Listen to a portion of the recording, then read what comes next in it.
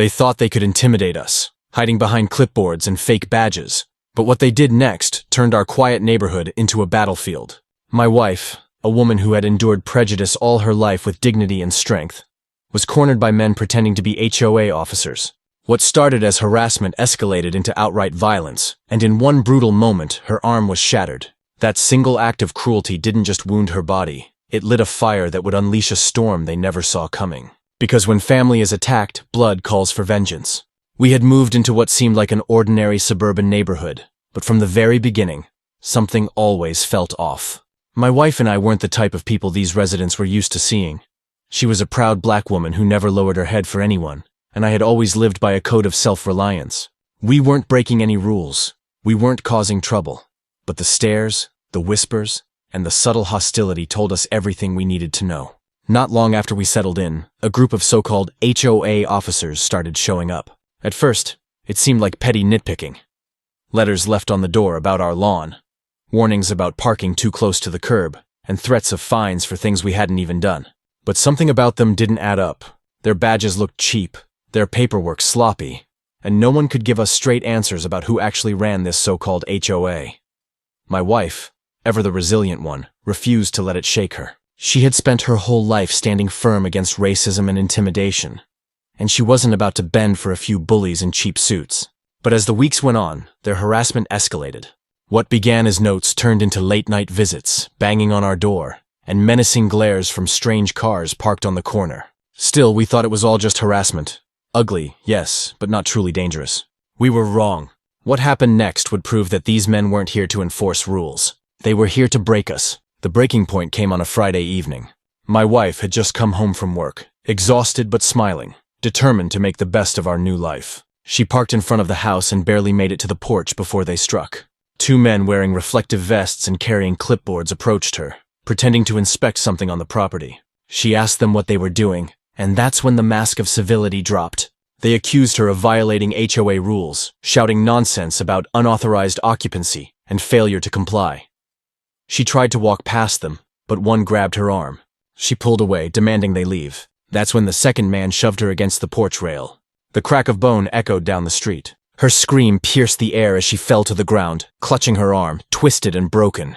I came running out of the house, rage boiling inside me. But by the time I reached her, the men were already retreating to their car, laughing like it was all a game. Neighbors peeked from behind curtains, but no one came to help.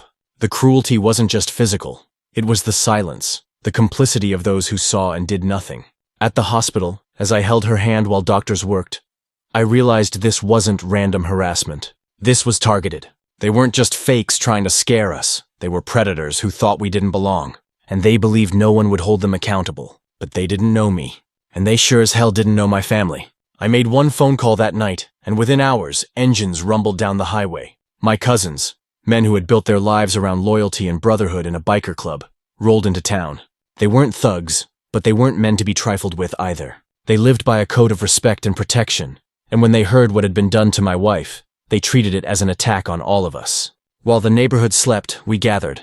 They listened to every detail, every warning, every shred of fear I had held back until then. And when I finished, their leader leaned forward and said, if they wanted war, they just found it. The stage was set. The next time those fake officers showed their faces, they would learn that intimidation only works on the unprepared. It didn't take long. By the following week, the same fake HOA truck circled our block, the same men smirking as if nothing had happened. But this time, they weren't the hunters. As they pulled up to our driveway, my cousins stepped out from the garage, leather jackets glinting under the streetlights, their presence heavy and unshakable. There was no shouting, no threats, just silence and the unmistakable message that these men weren't going to let another attack happen. The fakes hesitated, but arrogance made them bold. One stepped forward, barking about violations and trespassing. He didn't get far. My cousins closed in, surrounding them like wolves who had finally cornered their prey. The men tried to retreat, but motorcycles roared to life, blocking their escape at both ends of the street. For the first time, the fake officers looked afraid. Their confidence evaporated as my cousins confronted them, exposing their forged documents, their non-existent authority, and their true purpose. Targeting families they deemed unfit for the neighborhood. They were forced to admit everything. The intimidation, the fake fines, the staged harassment. It was all part of a scheme to push out minority families. They thought no one would fight back. But that night, surrounded and outnumbered, they saw exactly what resistance looked like. By the time the police arrived, real police, not pretenders, the fake officers were on their knees, stripped of their fake badges, with every neighbor watching from the safety of their windows. Their plan had collapsed, and the power they once wielded through fear was gone forever. My wife's recovery was long and painful, but her spirit never broke. With every doctor's visit, every day she learned to move her arm again. Her determination only grew stronger. She refused to let the men who hurt her define her life. As for the neighborhood, things changed overnight. No one could deny what had happened once the truth came out. The so-called HOA was nothing but a front for racist harassment, and the real authorities dismantled it piece by piece. Those who had once stayed silent could no longer pretend they didn't see. But the deeper impact wasn't just about exposing fraud. It was about sending a message that silence in the face of injustice makes you complicit, and that communities only survive when people stand together against hate. My cousins eventually rode back out of town, engines thundering like a storm fading into the distance.